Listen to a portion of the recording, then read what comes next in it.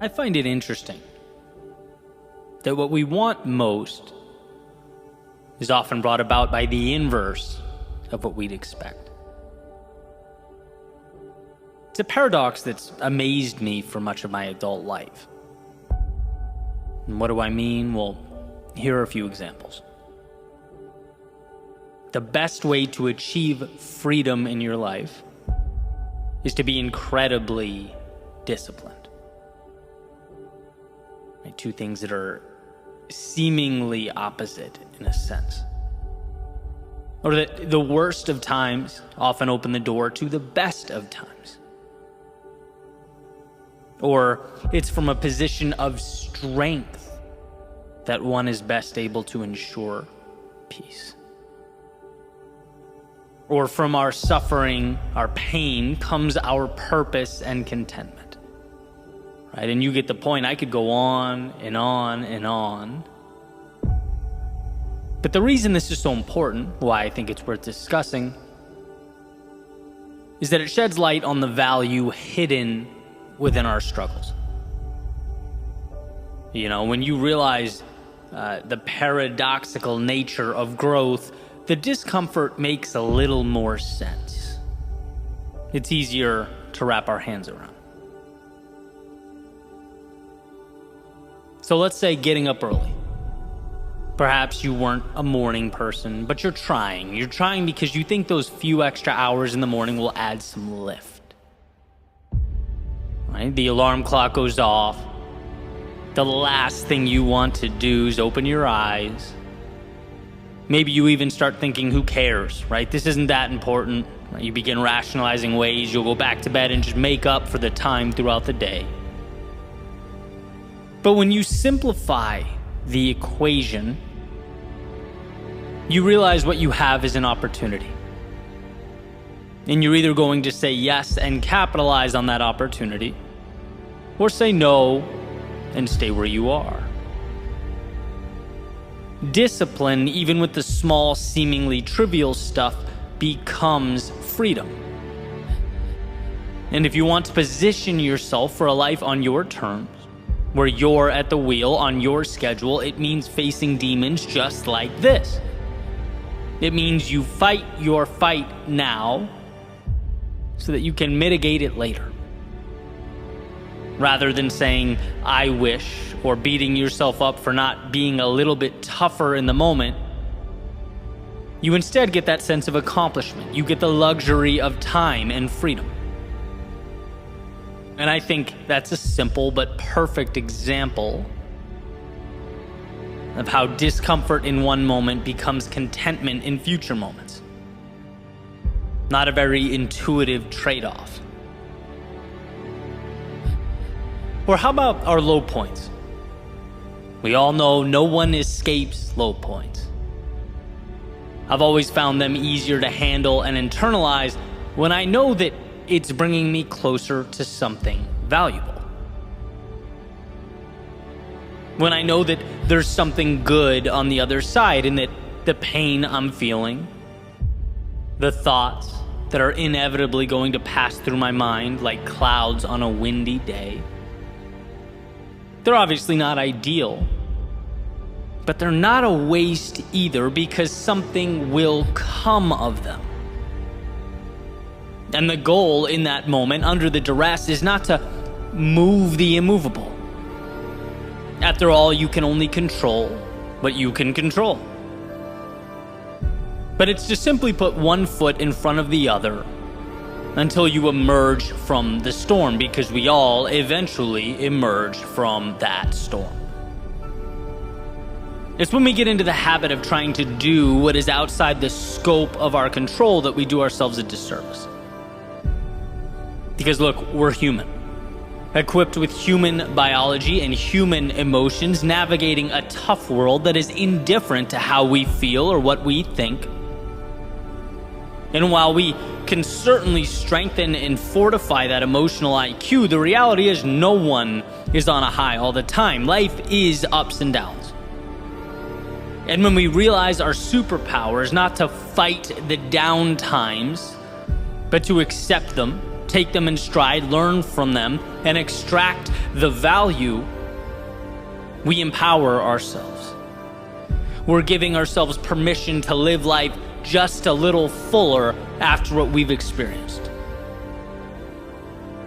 The human experience requires many seemingly contradictory puzzle pieces all working together in unison to create that final illustration we're looking for. Not just discipline and freedom, not just low points and high points, but countless others. Jordan Peterson, of course, famously discusses chaos and order, and how both not only exist, but are pivotal to a fulfilling life. We are designed for chaos. We must step out into unknowns, situations that feel bigger than us. The courage to do so ultimately becomes the pathway to order. As we get used to the change, we acclimate, we find our answers, and ultimately create a sense of fulfillment. The challenge being that now we have conquered our demon, we must prepare for the next. Because just like too much chaos isn't good, too much order is equally destructive. Right? Another example of something we'd assume as negative. Chaos. Being the thing in actuality that paves the way for better days. It's a staircase. I've heard Tony Robbins say something similar when talking about our need for both certainty and uncertainty. We must have some elements of everyday life mapped out, but too much creates a mundane existence without the adventure and growth we've been looking for. It's from the unknown we capture more of ourselves. It's from the uncertainty we get growth. And I say all of this, not just because I think it's fascinating in and of itself, but because it's incredibly easy to forget, especially in the thick of things, that it's all essential to life working the way it should work. Those losses become gains. The disappointment becomes growth. The down times become launching pads to evolved experiences, greater adventures, and new chapters. It's certainly not intuitive to look in the mirror when amidst life's chaos and say thank you to the universe. I get that. I'm not implying that you should. But I am saying it helps to know, it helps to be aware of the paradoxical nature of your journey.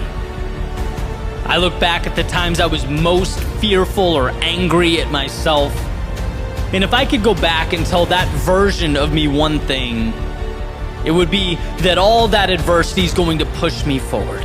That I'd never have the things I wanted most if I didn't step into all that discomfort. That it's going to be okay. That I'm going to be incredibly thankful for it all, and so will you. This is the push-pull of life. The chaos and order of the day. It is not in spite of, but because of those moments, you'll be more than you've ever been. The human experience is a paradox. And the quicker we get that, the quicker we let it work for us. No more fighting unwinnable wars, but rather taking all that we can control and using it to lift ourselves up, to be our best selves, to make tomorrow the miracle that it can be.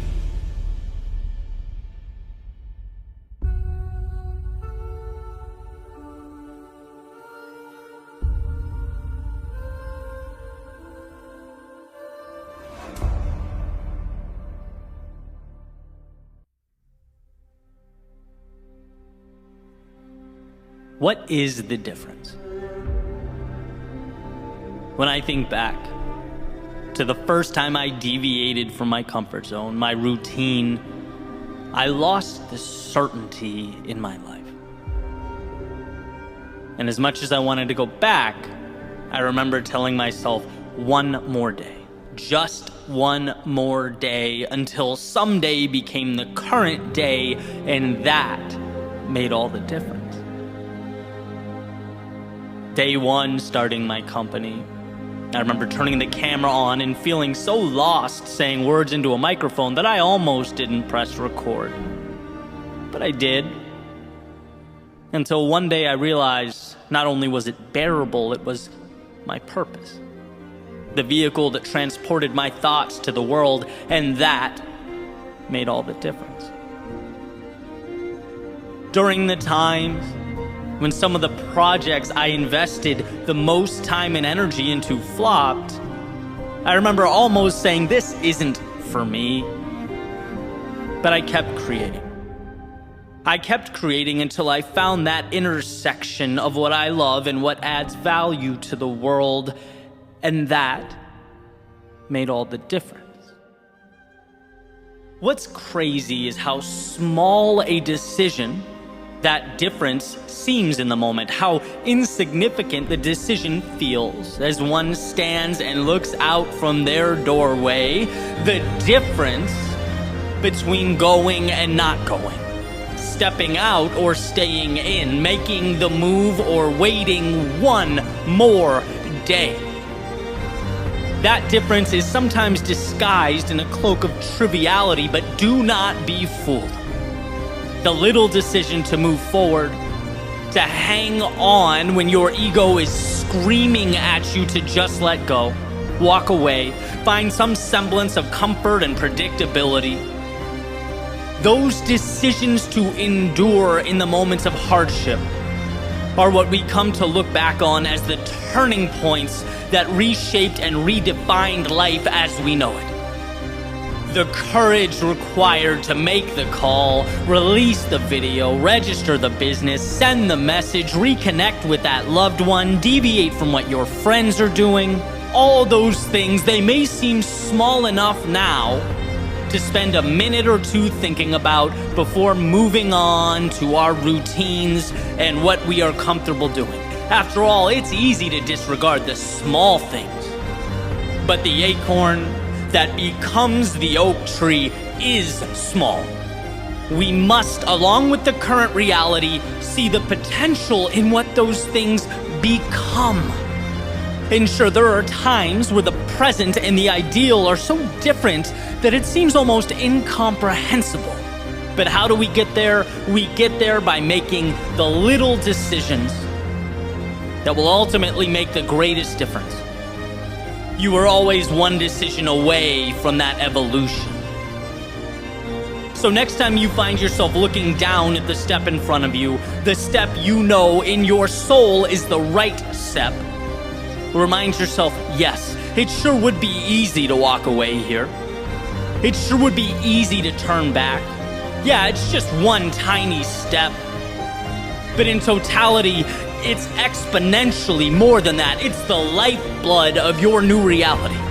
The water to your seed, the oxygen to your lungs, the crossroads in front of you will be, with your permission, the beginning of something larger than life. It will ultimately be the difference.